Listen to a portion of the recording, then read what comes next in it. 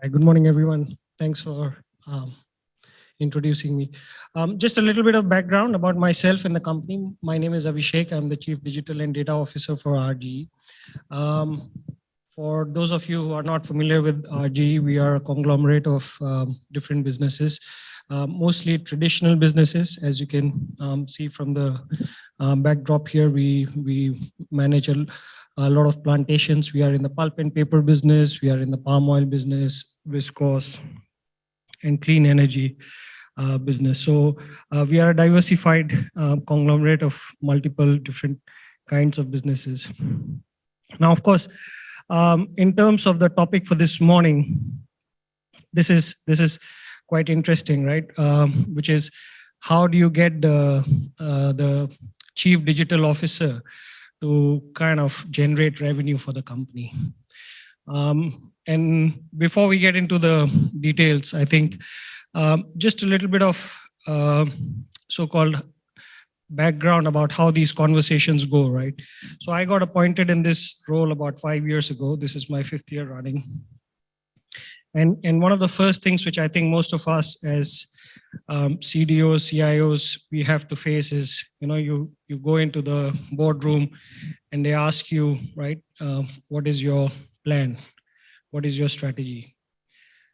And at that forum, at the board level, if you are addressing a group of board of directors or shareholders and you tell them that I'll bring about digital transformation, I will do agile practices, I will do data analytics, artificial intelligence, computer vision, for them, that's really not anything of interest, right?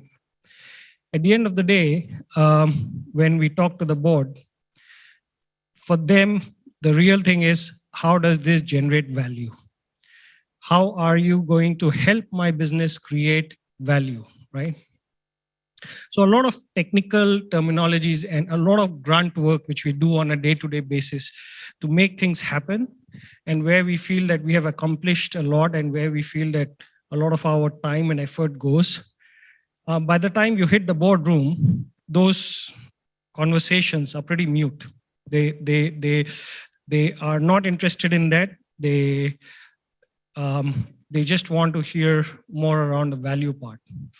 So in the very early days, when we were setting up the digital transformation for the group, and we are traditional business, right? We are not even close to consumers, forget about e-commerce. So we are not even in the consumer business, we are B2B. So for us, when in the early days we were setting up the digital transformation agenda, it was really a very tough conversation at the board level, which is to say, how do you create value? And right at the beginning, in the very first year of my job, I realized that when talking to the board level, you have to break down the value conversation into an offensive defensive approach. So you have to take that so-called segmentation of how do you create value in a two-speed model. Now, what is the offensive defensive mode? I think in the earlier part of the morning, we heard from some of our panelists and speakers, and how do you go about creating value in terms of productivity, in terms of cost optimization, in terms of having KPIs, in terms of creating that productivity for your staff, right?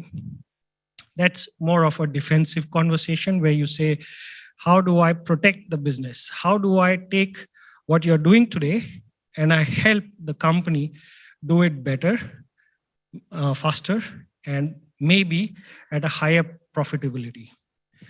And then there's an offensive approach, which is, how do I disrupt? How do I do new things? How do I do maybe something entirely different at the back of what we have as today's assets, and at the back of what is our core competency to begin with? And we have to have this conversation of so-called offensive defensive while staying very close to your core competency. So it's not like we can say that, today you are a B2B business, let's become a B2C business. We set up an e-commerce shop tomorrow and will become as big as Shopee, for example, right? I think that's a very frivolous conversation. So you have to do all that in the light of focusing on your core competency. So an offensive defensive model, but at the back of your core competency. Now for us, that meant that we had to take stock of what are our value drivers, what are our core competencies. And in our scenario, we did a prioritization. So we said we'll do the defensive work a little earlier, and then we will get into the offensive. And this is a little bit tactical and a little bit strategic as well. Tactical because you are setting off new. So you are not really sure whether you'll get it right. You don't know whether the team will perform, what kind of skills you need on the team, what is in-source, what is outsourced, what is to be done by yourself, what you buy from the market, right? So a little bit of tactical and strategic because you also want a little bit of time to study the market, right? But you don't want to sit around wasting too much time studying the market and not delivering results. So in that sense, and if I may have the next slide, please. What we did was we developed a value framework. And that value framework, in a way, we said will be, because we are in the manufacturing industry, and those of you who are from the manufacturing background will know a familiar term called QPC, quality, productivity, and cost. So our value framework is an enhanced version of traditional manufacturing QPC framework. So the digital framework of value for us was our QPCR, which is revenue, quality, productivity, cost, and risk. A little bit of, again, defensive and a little bit of offensive. Some to increase revenue, some to decrease cost and risk. Now, this framework we developed was to create the business value, but at the same time, the focus was always on having the two speed, which is offensive and defensive. The things which are defensive here are obviously quality, productivity, cost, and risk. These are to protect your existing business. These are to kind of digitize your core, but at the same time, make sure you make more money with the current assets, with the current technology, with the current people that you have on the ground. Coming again from the manufacturing world, we borrowed two more concepts. One is the philosophy of continuous improvement. So we said that we don't have to get it right on day one. So we will do something right, and then we will build on top of it. So that continuous improvement in our company was being done using a lean philosophy called Kaizen. Some people do Six Sigma, some people do Kaizen. So we borrowed the Kaizen methodology and we married that with the agile principles of digital. And we said we will start small, we'll do something, add value. And as we continue to add value, we will build on top of that. And the easiest place to add value is usually the aspect of risk.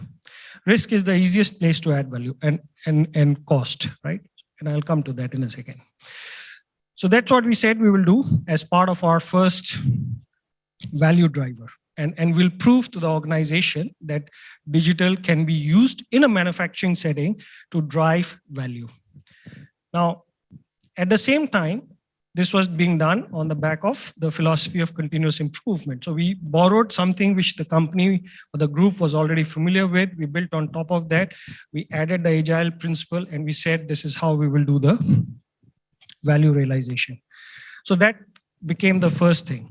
The second thing which we did from a change management perspective was from day one, we said there will be absolutely no focus on manpower reduction, right? We are a 60,000 people organization.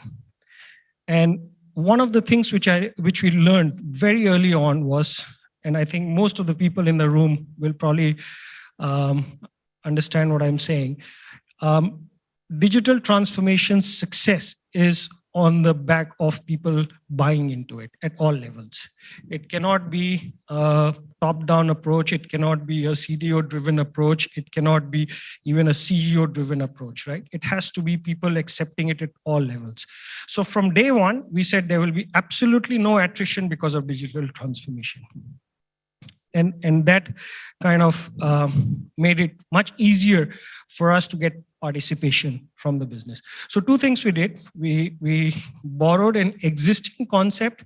So we came to some common grounds, which we were able to understand with the business, and the business could understand with us. And we used that common grounds to then build on the easiest aspect, which was risk. And we did that by saying that there will be absolutely no attrition. So if we identify some opportunities, there will be absolutely no attritions. And on the risk side, of course, the easiest bits were to do, for example, sustainability, which is environmental, or financial risk, reputational risk, or human safety, right? So just to pick one example, financial risk is quite easy to do because you can always say that if we do this, we will prevent fraud, right? So in our case, we picked up the area of procurement and we came up with 2 or 3 transformation programs which will prevent any sort of fraud in the area of procurement. And that was quite an easy sell.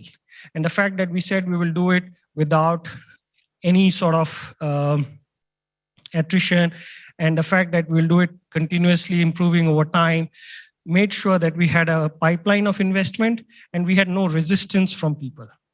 So we were able to do that on the defensive side. Now, if I may have the next slide, please. But the more important thing was, how do we then scale it up? So then we scaled it up into operational excellence, which is your whole digital manufacturing. And then we said we will do productivity, cost, efficiency. Of course, we are a manufacturing company, so we have to do smart factory. We have to do KPIs. And this is where we started building business cases, and we said, okay, $3.5 million savings and 17 KPIs and so on and so forth. But all this was, again, improving profitability for the group, but the revenue would stay the same, right? Not really adding revenue. So eventually, and again, next slide, please. We then, once we got the profitability conversation very stable with the board, and we were able to show that we will manage the risk for the company, we will manage the profitability for the company, and we'll be able to deliver those results, is when we started having revenues with digital first approach. Now this slide is in a way bottom to top, and I will start from the bottom first. So what we said was, we have an existing set of products, and how do we take these existing set of products and existing set of channels to make new money, right? So that's your first approach. So in our context, we are in the pulp and paper business. So we said one of our existing products is printing paper, and one of our existing channels is B2B, business to business. So we sell our printing papers through distributors. So what is the first revenue opportunity that we have for our company? We said B2B commerce, right? That's a very, very low hanging fruit, very easy to plug. So one of the early things we did was we built a B2B commerce website. And this is sometimes, like they say, you know, timing is also important. It just so happened that we were talking about B2B e-commerce for printing paper at the start of 2020. In late 2019. And in a way, then we got hit by the pandemic, and that just brought more investment into this project. And all of a sudden, we were asked to do this project in 2 months' time, something which we were planned for about 6 to 9 months' time. The very fact that things were getting locked down and physical meetings were not so easy to happen made this project a real priority for the whole group. And we brought it up in double quick speed. And we launched this platform called April Connect. April is one of our companies. It is one of the leading manufacturers of printing paper in this part of the world and in North Asia. And we launched the B2B e-commerce there. Now, of course, once you have kind of taken care of existing channels, the next question becomes is, what are the new channels? And obviously, for us, once we had the flavor of e-commerce coming into the group or B2B e-commerce coming into the group, we said, now can we also use existing marketplaces? And especially more so for us in China, where we make a good percentage of our revenue. So we then started building what we call OMS systems, actually buying OMS systems and connecting our so-called inventory management systems, which we had built for our e-commerce solution, to third-party e-commerce solutions like JD.com and Taobao.com in China. So in that sense, we ended up connecting e-commerce for our product first through existing channels, which is our distributors, and then to new channels. And of course, here we were hugely helped by the timing of it all, right? Because we were all going into lockdown and e-commerce was booming, and we were greatly helped by that. But the fact that we tried it and we were ready for it just before the lockdown happened meant that we were able to unlock substantial revenues for the group. And I'm quite happy to say that as far as the group is concerned, we did not see any drop in our revenues during the pandemic. In fact, if anything, our revenue actually slightly went up. Of course, commodity prices and all also helped, but the fact that we were digitally ready for all sorts of channels and sales conversations helped a lot. So that was for existing product. But then you say, okay, now that we have done it for existing products, am I also able to do new products? So that becomes your second area of focus. This is where another area which we were looking at, which is new products in our so-called viscose fiber stream, where we launched a traceability product called Follow Our Fiber. Now, of course, for whether it is pulp and paper or whether it is viscose fiber, sustainability is a very, very big thing. So what we've done is we've launched a fiber which can be traced from the origin, which is the plantation, all the way to the end consumer. Once the finished product like a shirt or a end consumer goods is manufactured and sold to the consumer. So this ability to track this end-to-end supply chain of value chain of the product was built on the back of a digital solution, which is on blockchain. And we created that using followOurFiber.com. Now, I'm sure you guys over the last 2 years have followed similar stories where a lot of companies have pivoted and they've created new products. AirAsia.com is no different. Changi pivoted from just running the airport to iShop Changi becoming a core focus of their revenues during the last 2 years.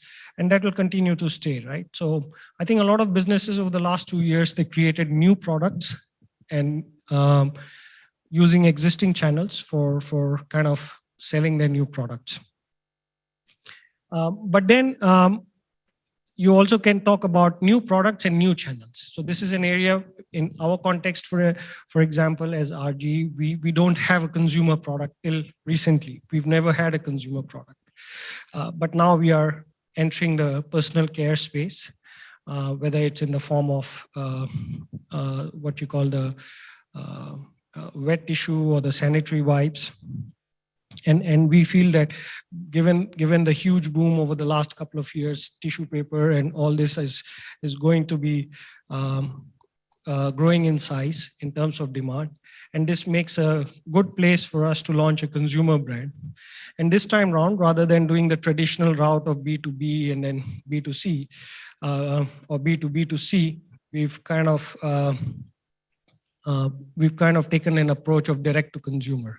So we've, again, in that sense, digital first, direct to consumer approach here. It will be sold in China on our website, on e-commerce websites, heavily advertised using social media, using social influencers, and not the traditional advertising route. So the entire conceptualization of this product and the way we sell it, the way we market it, the way we monetize it and make money out of it is pretty much digital first approach. And that's something which we are now working on. That brings me to the last part of how do you make revenues with digital first, where if you do the first two successfully, and of course these two in itself is a multi-year journey, the last one which becomes a real possibility is your new business opportunity, right? Where you create digital ventures. I think that's the thing which is becoming quite common now these days. And I have a couple of examples on the screen. Jiva, which has been launched by Olam, and Navix, which has been launched by Schneider Electric. These have all been launched in the last year or so. They are both as a service platforms. Jiva is a farmer services platform, and Navix is utilities for data center platform, right? And these are new business opportunities. And these become possible for chief digital officers and chief data officers to propose to their board to work in collaboration with their existing product teams and platforms to spin off new businesses. And this is really becoming the new trend. In fact, EDB is sponsoring a lot of these initiatives over the last year or so. And a good number of these digital ventures have been launched, and a good number of consultants are now operating in this part of our geography to facilitate such venture creation. So I think with that, I would just summarize by saying that we in the world of digital, of course, there's a lot of technical challenges that we have to solve. But at the end of the day, we have to bring it back to the value when we deal with the board, when we deal with shareholders.